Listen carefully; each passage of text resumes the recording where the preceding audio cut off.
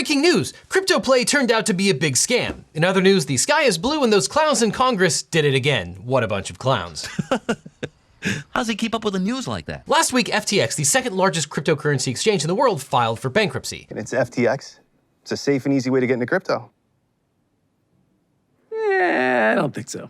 2022 was a bad year for cryptocurrency, but even in this volatile market, FTX's sudden implosion took people by surprise. Many saw FTX as the squeaky clean white knight in the crypto world, but with FTX in bankruptcy, tens of billions of dollars, aka real money, missing, and giant holes in the balance sheet, there's going to be hell to pay. Which is why lawyers are the real white knights. So what did FTX do wrong? What laws might they have broken, and who is going to jail? Or maybe it would be easier to talk about who's not going to jail.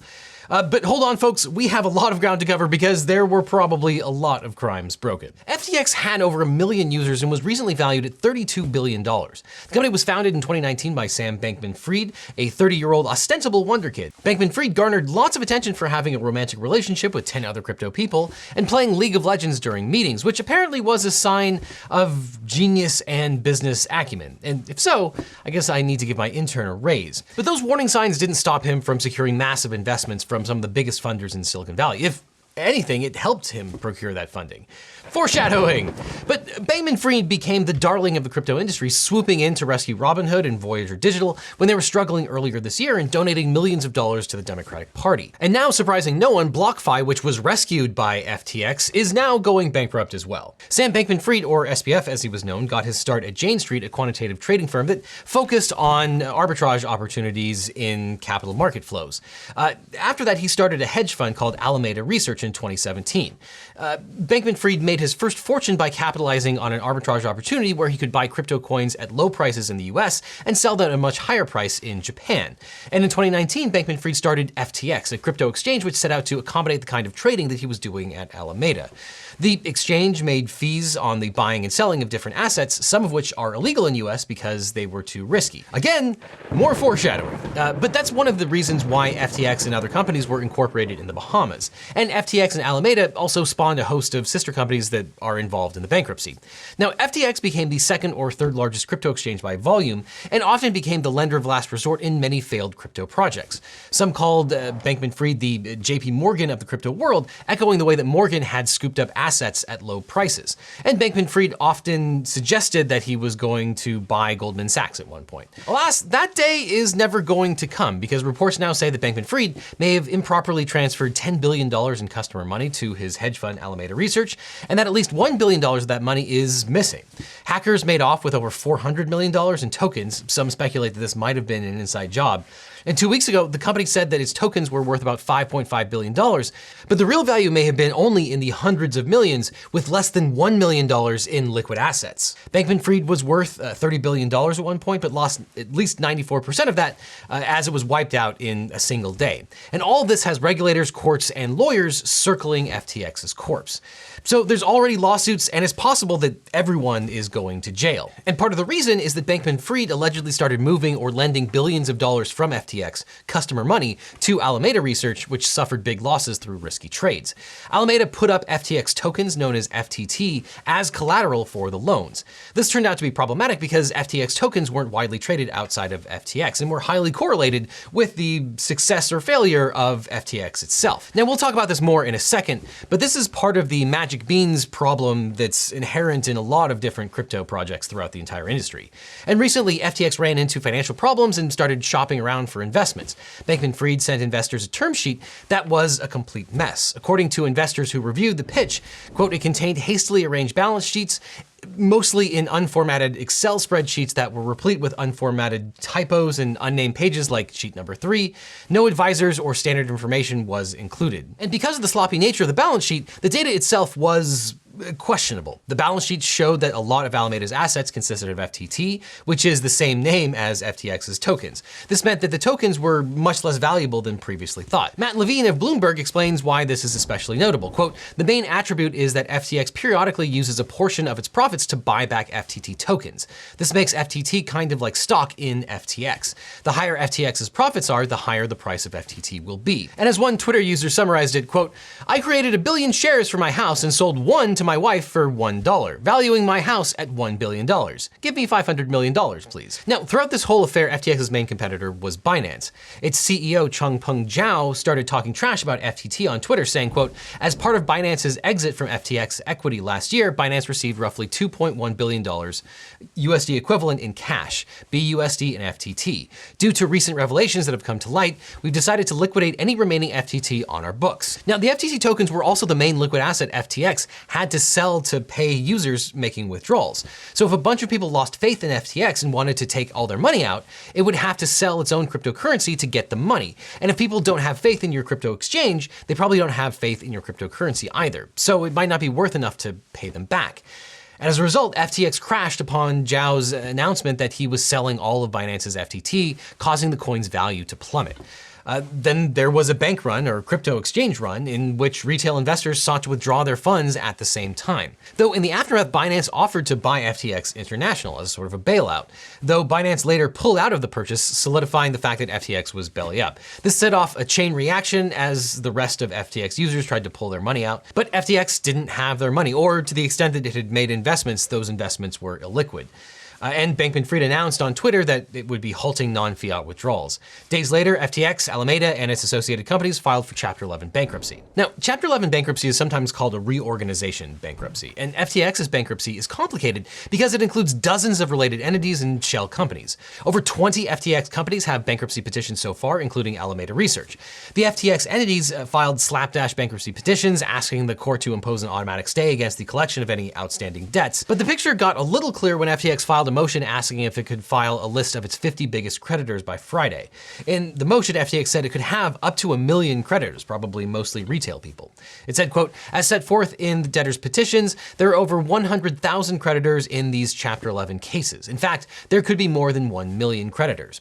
Many of these creditors will be FTX customers. In other bankruptcy cases involving crypto, customers have been designated as unsecured creditors, which means they will be last in line for any repayment. Now, 2 days after the bankruptcy petitions, FTX appointed a new CEO to see the companies through bankruptcy, John Ray.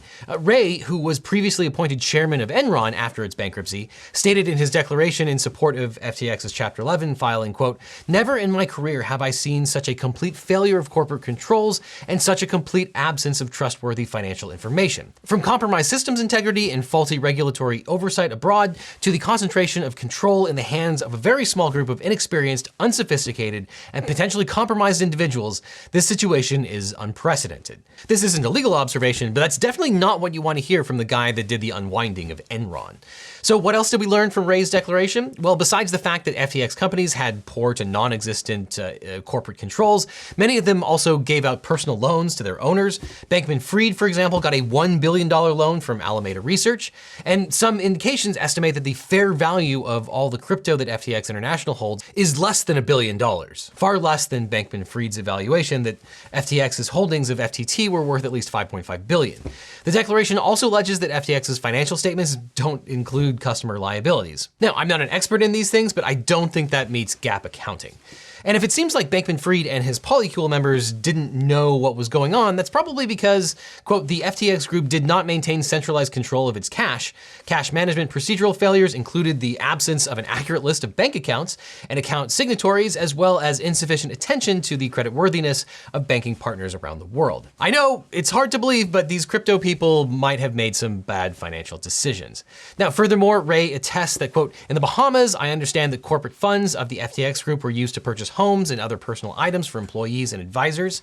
And while Ray has been poring over the bankruptcy financials, Bankman-Fried has spent a lot of his time tweeting apologies for his mistakes and giving interviews, which is not a great legal move there. And one interview was a text chain between Bankman-Fried and a Vox reporter in which he tells her that his public beliefs in effective altruism were basically just PR. He said he didn't mean to do unethical things, but quote, each individual decision seemed fine and I didn't realize how big their sum was until the end. And the end result is that these FTX companies are insolvent. And complicating things further, there's the second bankruptcy filed by the Bahamian FTX company, which claims to be the primary bankruptcy, filing for Chapter 15 bankruptcy. And in fighting those jurisdictional claims, the original Delaware bankruptcy lawyers are claiming that the government officials in the Bahamas are engaging in all kinds of corrupt acts and are basically colluding with Sam Bankman-Fried. It's a giant mess. But bankruptcy isn't their only problem. The companies will have to deal with US and foreign regulators, lawsuits from consumers, and even criminal enforcement actions.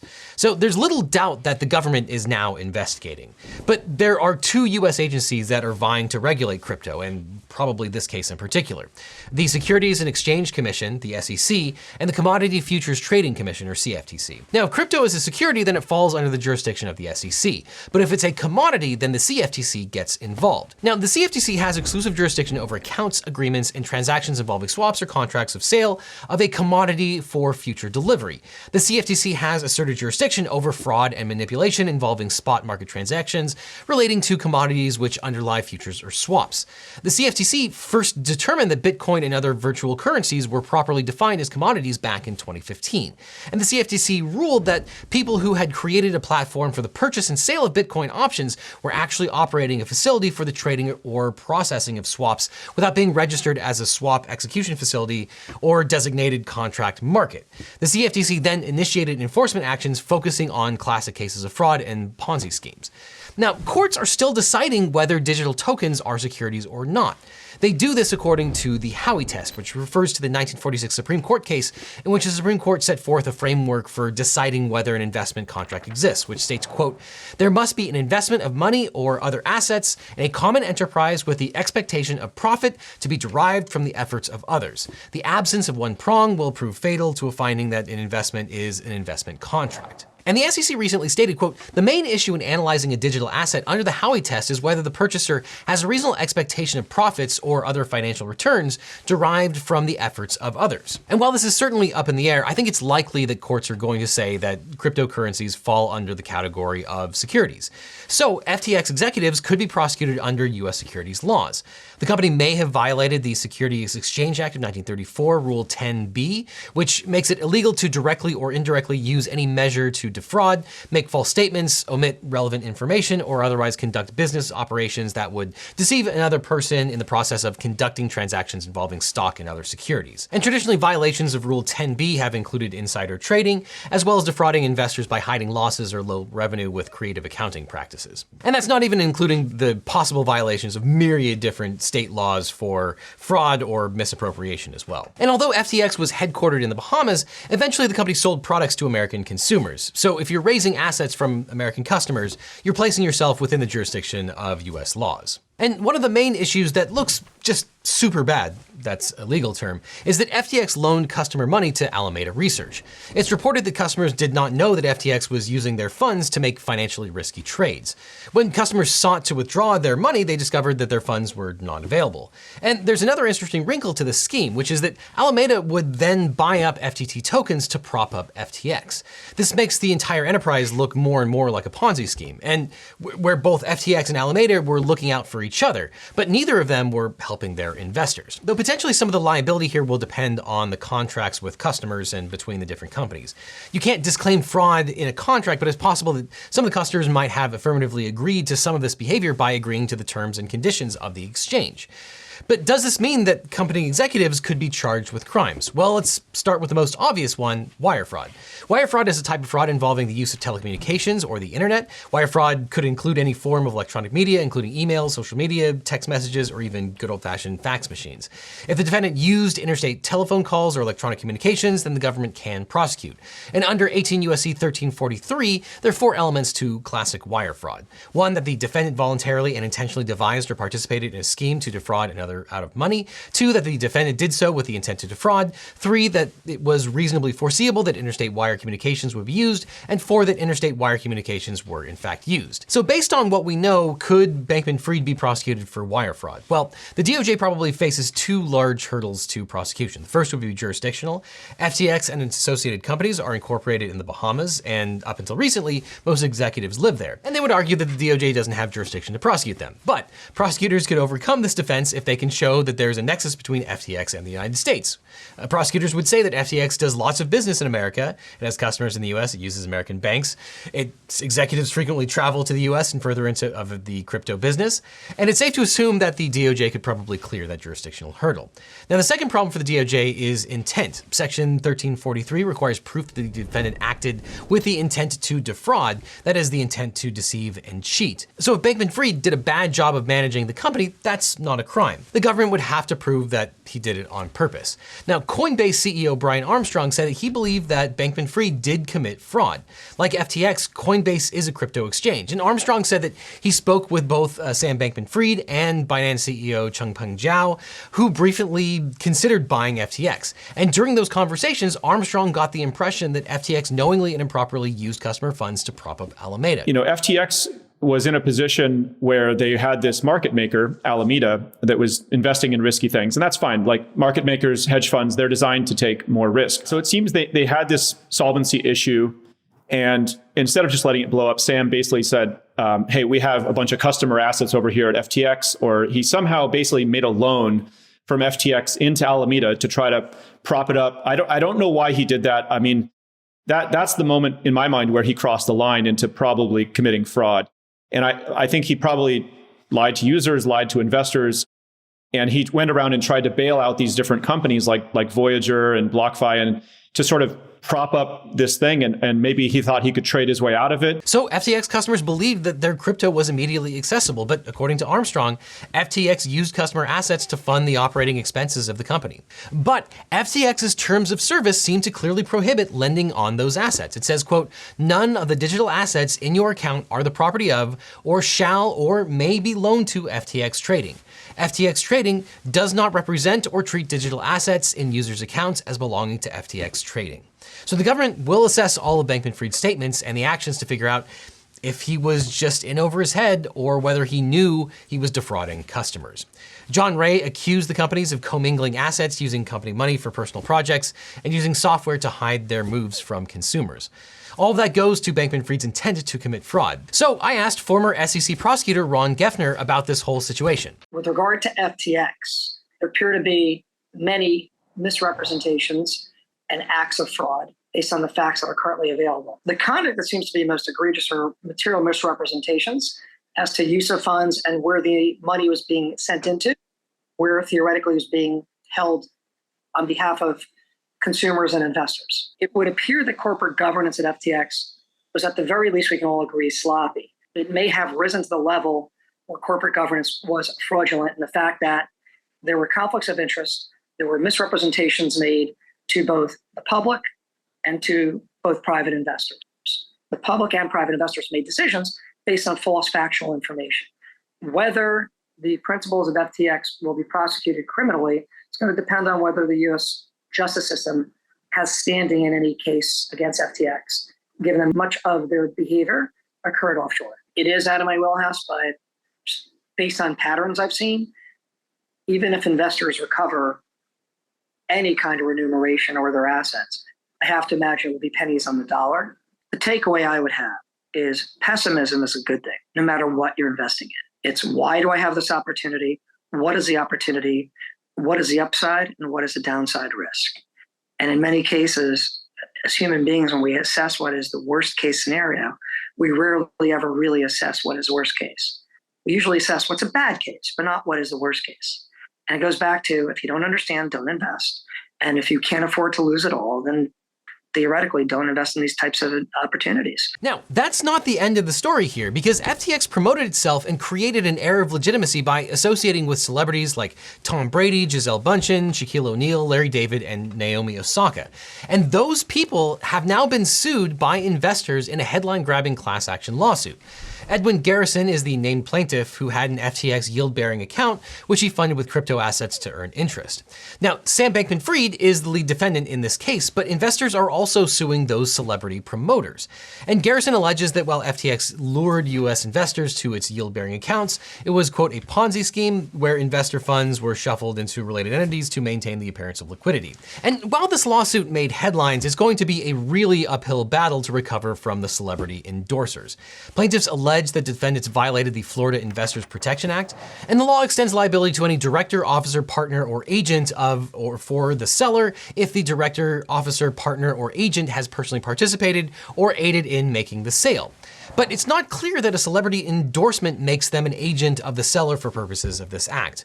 It's also not clear that advertising for the FTX exchange, or even theoretically its yield-bearing accounts, qualifies as a security under the act.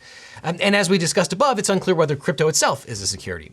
But advertising for the exchange rather than a specific security adds yet another level of abstraction for the celebrities. And similarly, these lawsuits' claims for unfair trade practices, which relies on an underlying liability, or civil conspiracy, which requires an agreement, would be extraordinarily hard to prove against the celebrity endorsers. Though one wrinkle here is that both Tom Brady and Gisele Bündchen are reported to have taken a huge equity stake in FTX, which actually might change the result. What do you think? Are you in? You know what? I'm in. Now, a lot of people want to know whether FTX customers are going to see any kind of recovery, whether through lawsuits or as unsecured creditors in the bankruptcy process. And Chapter 11 has been around for forever and has a solid process, but unfortunately, US bankruptcy courts don't have much experience handling bankruptcy claims of crypto companies. Two crypto lending companies, Celsius and Voyager Digital, filed for bankruptcy protection earlier this year, and customer assets are still frozen. So it'll take lots of time, probably years, to determine whether FTX customers can recover anything. And in fact, the Mt. Gox bankruptcy is 8 years old and is still ongoing. And the fact that crypto is largely unregulated means that customers aren't protected by the same kinds of safeguards that exist when banks and other brokerage firms fail. Now, if you invested in FTX, you'd probably benefit from an exclusive class I made for Nebula called How to Sue Like a Lawyer. It's 90 minutes of information and jokes about the legal system, which you'll need if you actually want to get your money back from FTX. And it's available only on today's sponsor, Nebula. On Nebula, my videos come out early with 0 ads, and I release exclusive content all the time, like an entire video about legal stories that are not safe for work and are too hot for YouTube, which is unfortunately too hot for YouTube, my first full-length documentary, Bad Law Words Good, and 2 full-length classes. Plus, tons more, all exclusive to Nebula. And there's other amazing exclusive content like Jetlag the Game, which is basically like The Amazing Race, but for creators, and is honestly my favorite thing on the internet right now. Or if you want to learn more about the FTX situation, you could watch Cold Fusion's videos on FTX ad-free. And on Nebula, you get Nebula First videos released way early, 0 ads, Nebula Originals, and now, for the first time, when you sign up for Nebula directly, you get Nebula Classes, which is a $150 value. Nebula is creator-owned, and all of the creators on the platform share equity. And we've been developing Nebula like crazy. It now has apps for iOS, Android, Apple TV, Roku, Fire TV, and Android TV. Now, Nebula is normally $50 a year, but you can sign up directly with the link that's on screen right now or in the description, and you can get 20% off. That's $40 for the entire year, now with Nebula Classes. It's the best way to support LegalEagle, but what's more, signing up will actually help countless independent educational creators beyond just LegalEagle. So sign up now by clicking on the link that's on screen right now, or click on the link that's down below in the description to get a huge discount for Nebula. And after that, click on this box over here for more LegalEagle, or I'll see you in court.